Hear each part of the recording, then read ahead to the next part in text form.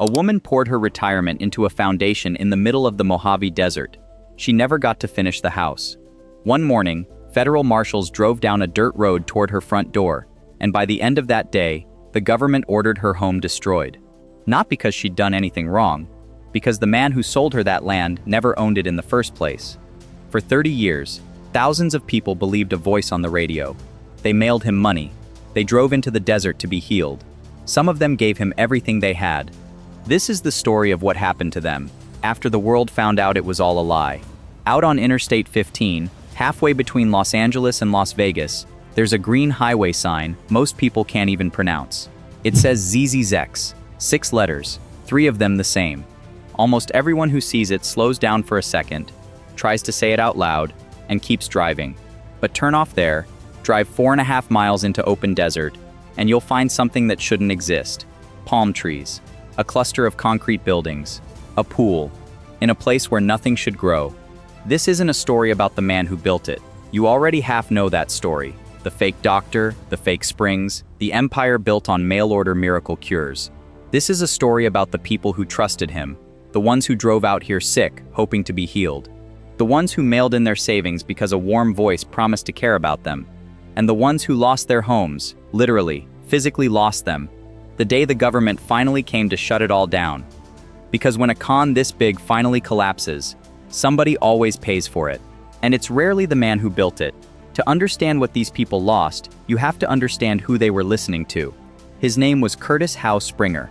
Born in Birmingham, Alabama, in 1896, one of the only facts about his early life anyone has ever been able to confirm. Everything else, he invented. He claimed war service. He claimed advanced degrees from schools that turn out never to have existed. Medical training that left no paper trail anywhere.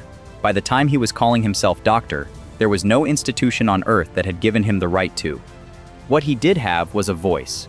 Warm, certain, built for radio.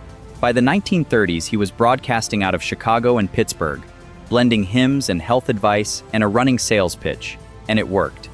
Doctors were already trying to warn people. In 1935, more than 3 decades before the government finally shut him down, the American Medical Association's own journal ran an expose on him, bluntly titled, "A Quack and His Nostrums." It didn't matter. He kept building. He tried a health resort in Pennsylvania. It collapsed under unpaid taxes. He needed somewhere the rules couldn't reach him, and in 1944 he found it. A patch of remote federal desert around a cold, ordinary spring called Soda Springs, 200 miles from Los Angeles. He filed a mining claim on 12,800 acres of it. An old law from 1872 let citizens claim public land for mining. Springer never mined anything. The claim was just a door, a legal loophole that let him occupy land he could never actually own. He renamed it Zzyzx. He wanted it to be the alphabetically last word in the English language, a small, strange vanity that turned out to define the rest of his life. And then he needed people to believe in it. The first people who trusted Springer weren't customers, they were laborers. He drove into Los Angeles, onto Skid Row, and recruited homeless men with a simple offer: room, food, work. They came and they built it. The 2-story hotel he called the Castle, the concrete cottages, the chapel, the radio studio, an airstrip, a pool shaped like a cross for the healing baths. Here's the part that complicates the whole story. For some of those men, it appears to have genuinely helped. Shelter, routine, no alcohol. The National Park Service, looking back decades later, concluded the arrangement may have done real good for at least some of them. Springer would later claim he'd rehabilitated 4,000 men over the years, a number that's impossible to verify, but the jobs, the roof, and the meals were real. Then came the second group of believers, the audience. At its peak, Springer's broadcast went out over 221 radio stations across the country, and another 102 overseas. He sold dozens of homemade remedies through the mail, laxative teas marketed as life-extending tonics, mineral powders promising cures for baldness, and antacid that testing later found was mostly baking soda.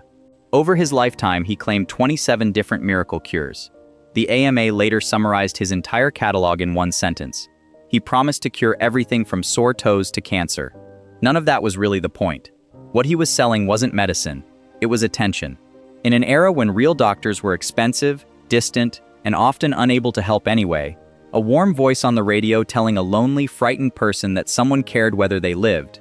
That was worth paying for, even in small amounts, again and again. The National Park Service estimates he shipped more than 4 million packages over his career, and it made him, by their own account, a millionaire. Then came the third group, and this is where it gets personal. The ones who didn't just send money, the ones who showed up. Springer ran a free shuttle out from Los Angeles, buses, and even a strange, stretched 8-door car built to haul believers 200 miles into the desert. He printed a newsletter to keep them close. He never turned anyone away for lack of money, which read as kindness and functioned as a sales funnel. Guests lived by his routine: fresh air, goat's milk, no alcohol, no arguing. Twice a day his voice came over loudspeakers along a dirt path he'd named the Boulevard of Dreams. Some of them really did feel better. Rest and sunshine and clean food will do that for a person, whether or not a single tonic worked. And by the late 1960s, Springer offered his most devoted donors something bigger than a package in the mail. He let them build. He carved his 12,000 acres into lots. He handed pieces of it to the people who had given the most, his most loyal believers, and let them pour foundations for houses of their own, in the community they'd helped build with their faith and their money.